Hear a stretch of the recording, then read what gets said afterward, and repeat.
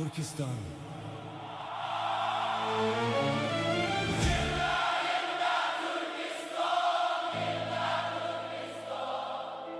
Ruhsiz tanlar tebransun.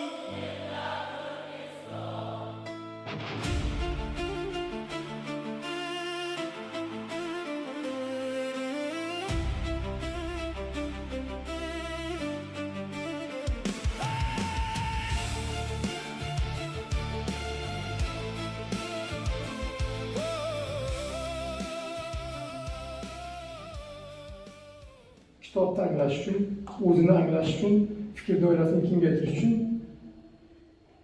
ilmni yana ham ko'proq o'rganish uchun til bilish shart.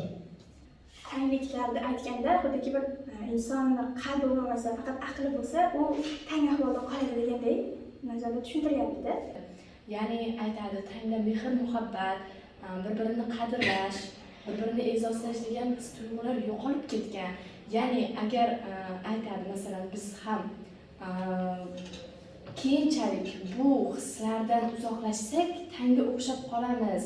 Ya'ni tangni boshdan o'tganlari bizga ham keladi demoqchi. Xuddi keyin biz ham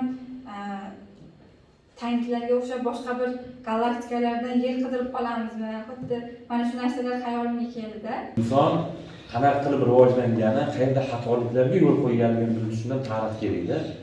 Keyin mana bu joylarda xalq birinchi marta keladi 1918-19-yilda, ya'ni jadidchilik harakati, qo'lboshlik avjiga chiqqanda, ya'ni sal bilimli, o'ziga yarasha saviyasi bo'lgan insonni ular qator siyosat, ya'ni o'ldirgan hammasini. Muhitni ochiqcha ko'rsatgan, ya'ni demoqchiki, nimaga birdan o'sha paytda bu ozodlik harakati g'alaba qozonmadi, nimaga birdan O'zbekiston yagona davlatga birlashmadi yoki O'rta Osiyo, shuni ko'rsatgan. Sen bilan meni oramizda taqdirimiz hal bo'ladi. Taqdirlar hal bo'lib bo'lgan.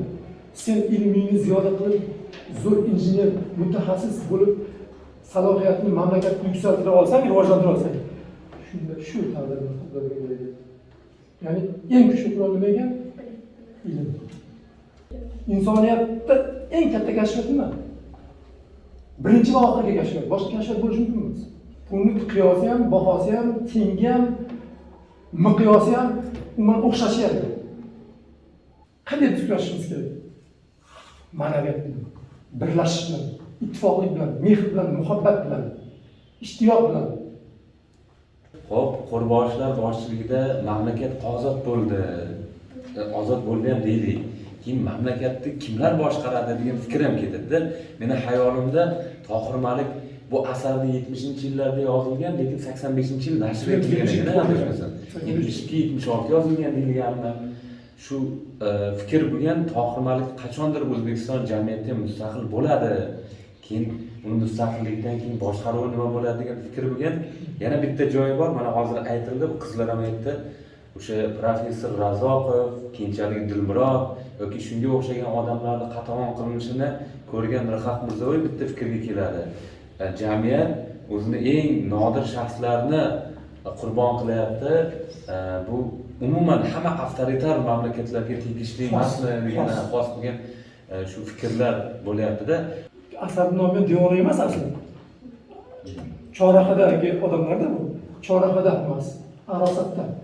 Hamma har tomonga. Soqchini ham bor, dunyoda bo'ladi. Plyus minuslar doim pozitsiya negativlar. Keyin Sarimxo'janing eski uyiga boryapti. U uyda bolalarning maktab sifatida jadid bo'lganda, yangi usul maktab ochgan. Borib bir zamonaviy kiyimda bir odam chiqdi. Bu ham o'sha jamiyat o'zgarishida sekin-sekin. Kitobni bir marta o'qigandan kifoyalanmaslik kerak. 3 marta masalan buyruq o'qisang, 2-3 yildan keyin o'qisangiz boshqacha tasavvur, boshqacha fikr, boshqacha g'oyalar topasiz, boshqacha fikrlar topasiz, bilasizmi? Umidi bo'lganda shu qachondir mustaqil davlat bo'ladi-yu, mustaqil davlatda shunaqa yoshlar bo'ladi-yu, jamiyatni boshqarishni qo'lga oladi-yu, kelajakda nima deydi?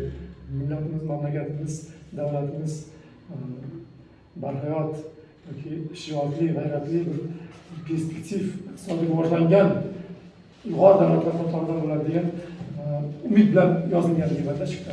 Kitob tanlash, qanaqa kitob tanlab o'qish, shunga nimalarga e'tibor berish kerak? O'zingiz bir shaxsiy tajribangiz qanday edi shu haqida? o'zimizni yo'limizni topishimiz kerak. Buning uchun nima qilishimiz kerak? Juda qattiq o'qishimiz kerak. Ya'ni qo'pollik ahmoqlikning eng qulay ismi. Nima qilish kerak? Yani biz hamimizki, mekanika o'qishimizki yoki qobizmani o'qishlaydi. 5 yil, 7 yil, 10 yil o'qisa ham kitob bilan ishlashni o'rgatadi. Va to'g'ri savol berishni o'rgatadi. To'g'ri savol bergan odam ilmli bo'ladi.